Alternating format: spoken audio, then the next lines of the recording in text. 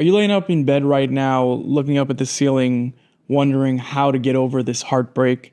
You know, that feeling deep within your chest that feels like somebody's just stabbing it over and over again and it's just broken into many pieces and you just don't know how to fix it? Yeah, we've all been there. Don't worry, you're not alone.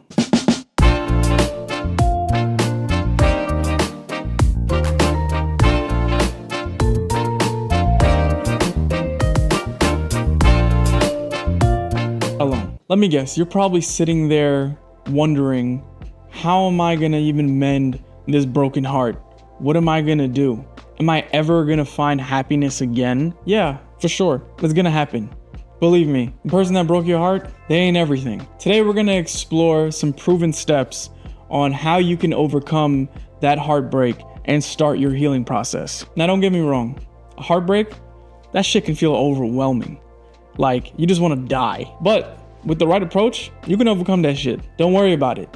It ain't the end. And the best part about this is I'm gonna break it down into 5 easy steps on how you can recover and overcome that heartbreak, but also come out on the other side even better than you were before. Because with a heartbreak comes opportunity.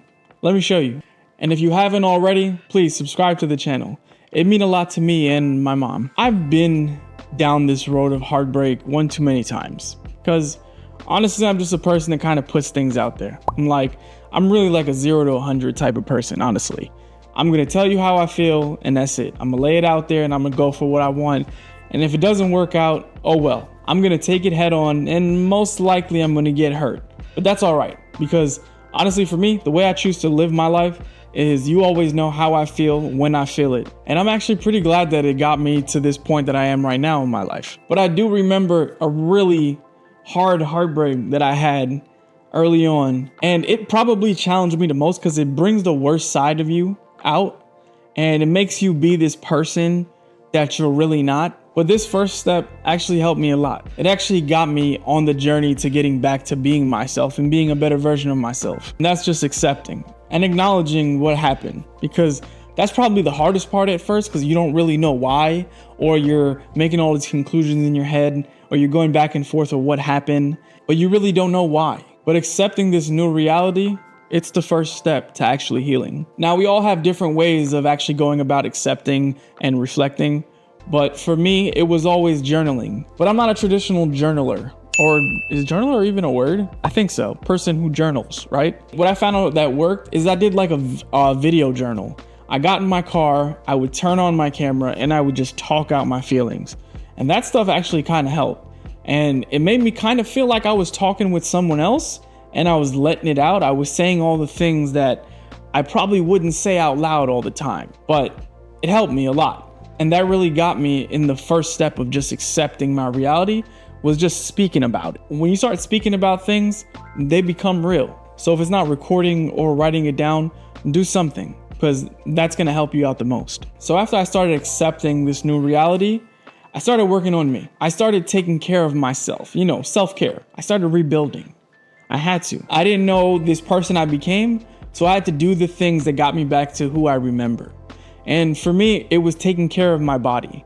It was going back and getting that revenge body. And that's the biggest fuck you that you can give anybody who broke your heart. Just look better than they remember. But what I realized on my journey in getting my revenge body is that I love working out, actually, because it wasn't so much about what it did for me physically. It's really how it cleared my mind. And that helped me out a lot because I got a lot of release that way. Because when you get out of a relationship and your heart's broken, you may be trying to get releases in ways that aren't really beneficial for you long term.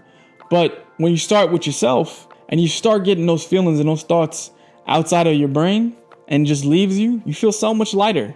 You feel so much better. But if working out is not for you, I would say definitely to focus on you. Get back to your self-care. Get back to a hobby that you may have dropped when you got in a relationship. I mean, that shit happens a lot. We don't necessarily do the same things that we used to do when we were single, right?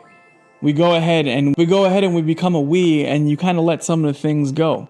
But get back to a hobby, something that you actually enjoyed doing, that you kind of had to let go a little bit. That can make you seem more like yourself. And what really helped me along the way of my self-care and just rebuilding me was the support that I got for my friends and family. I mean, that was some of the best moments at the lowest points, because it lets you really know how people feel about you. It lets you know who's really gonna be there for you. And I've had some really interesting situations when my heart was broken. I've cut people off in my life. I've seen people step up for me, and they were some of the most illuminating moments in my life. And I was actually really happy that I went through that, because it lets you know who around you is real or not. And I'll never forget my really tough heartbreak where I even cried. I even cried to my mom, right? And I'll never forget what she told me. And it was one of the most pivotal things that she's ever told me. And it was very simple. She looked at me and she said, "Son, not everyone's ready for something good." And that stuff actually sticks with me. It reminds me that it's not you. Sometimes it's just them. And that's okay, because guess what? I'm getting my revenge body. But if you're not like me and you're talking to your mom about your feelings or your relationship, I would definitely say to reach out to your friends or your family, or just talk to somebody. I don't know if you see a therapist, or maybe you just have somebody that you confide in. It's actually one of the best ways to start letting out that hurt that you're keeping inside, because hey, your heart's broken. You don't really want to talk to anybody. You want to just coop up under the covers and eat Chinese food, or just binge watch TV all day. But that's really not going to get you anywhere. That's not going to make you feel any better. And that's going to keep you further from your revenge body. But after having those talks with my mom and my friends, it really put me on the path to start reflecting. And because I reflected, I learned, and I started to grow.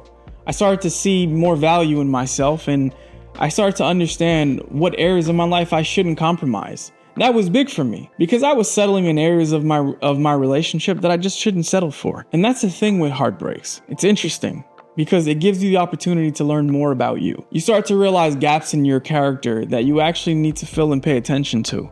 And that's what it did for me. But as you're reflecting, remember to try to keep an emotional bias. You're still in the moment when your heart is broken, and that can last a long time depending on you. But try to keep an emotional bias. That way you can have a open mind and understand areas where you probably could have done better.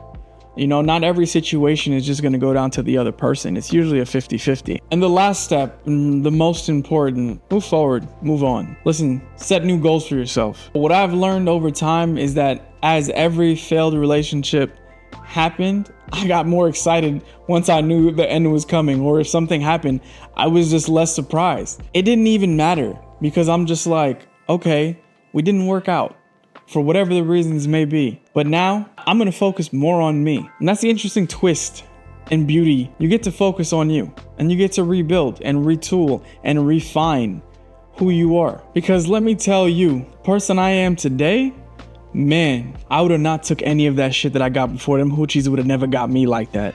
Let me tell you, I wouldn't have compromised. I learned how to take care of myself. I learned me again. I got support from my family and friends. I made sure that I reached out. I made sure that I talked to people about my feelings. I didn't run from it or hide it or say, nah, I'm good.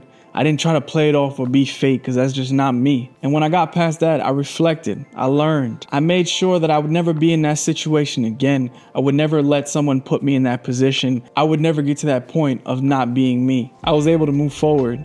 That's what I want y'all to do. If you're out there right now and you have a heartbreak and you're crying and you're listening to music and R&B and all that shit, and you're trying to wrap your head around what to do, or am I ever gonna get happy again? I hope this puts you on that path back to being you. And if it did, and you got any value from this video and helped you in some way, please remember, like, comment, and subscribe. It would mean the world to my mom. And if you don't know already, you're back here with Touché. I'll see y'all on the next one. Peace.